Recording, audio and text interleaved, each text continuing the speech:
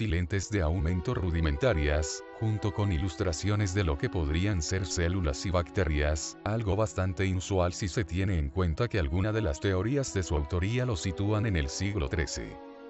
Arriba, microscopios del siglo XV, abajo artefacto similar del Voynich que algunos dicen que eran tarros para guardar las hierbas. Arriba, ilustración del Voynich. Abajo, microscopio siglo XVII. El Voynich está considerado por muchos como el santo grial de la criptografía histórica. A lo largo de su existencia ha sido objeto de intensos estudios por criptógrafos profesionales y aficionados, pues todas sus páginas están disponibles y se pueden estudiar en la red.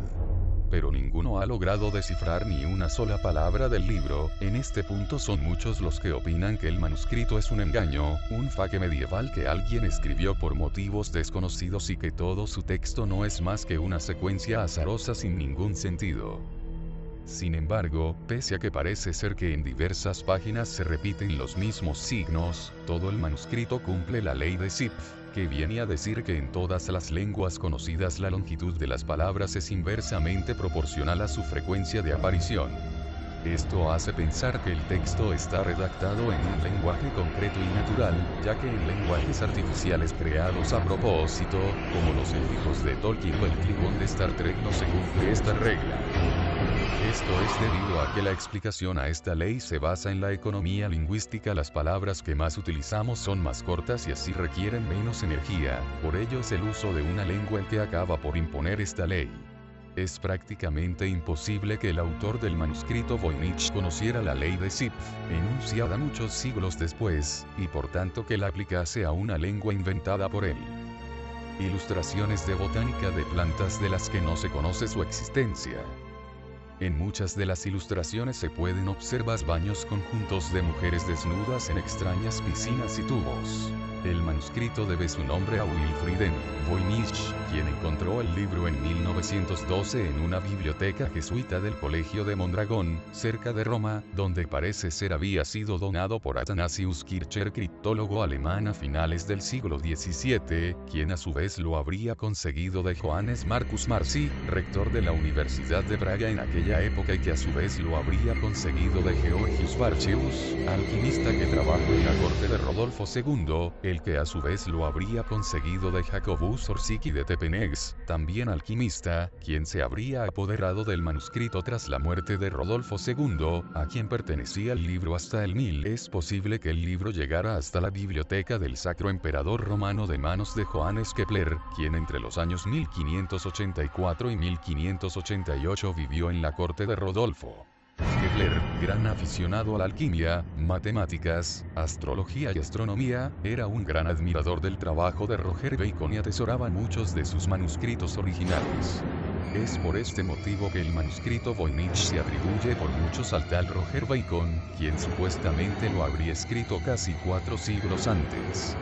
Roger Bacon fue un monje franciscano y alquimista del que se dice habría creado un código para camuflar sus investigaciones sobre la piedra filosofal y el elixir de la vida. Extracto del texto de una página cualquiera.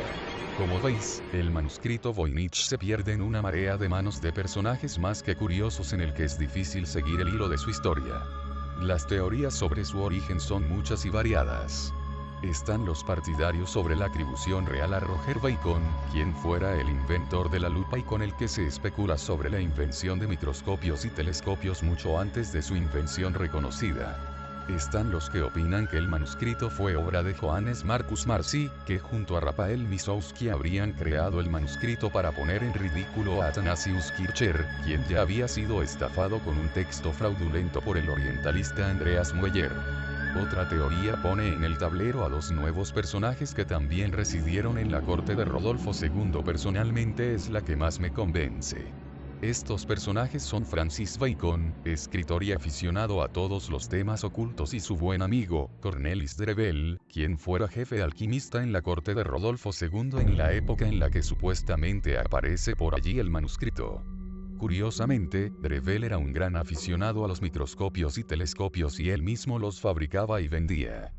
Francis Bacon escribió un libro titulado La Nueva Atlántida en 1626, donde los paisajes, lugares y costumbres descritas coinciden más que sorprendentemente con las ilustraciones del Voynich. Es más que probable que el manuscrito fuese escrito por Drevell a modo de apoyo para el libro de Francis Bacon.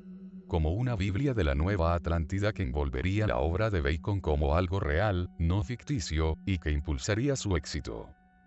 Supuestas ilustraciones de vida celular. Resumiendo. No se tiene ni idea de quién fue el verdadero autor del manuscrito, no se sabe si su texto es falso o en realidad tiene algún sentido. No se sabe en qué época fue escrito ni por qué motivos. Interesante, ¿verdad?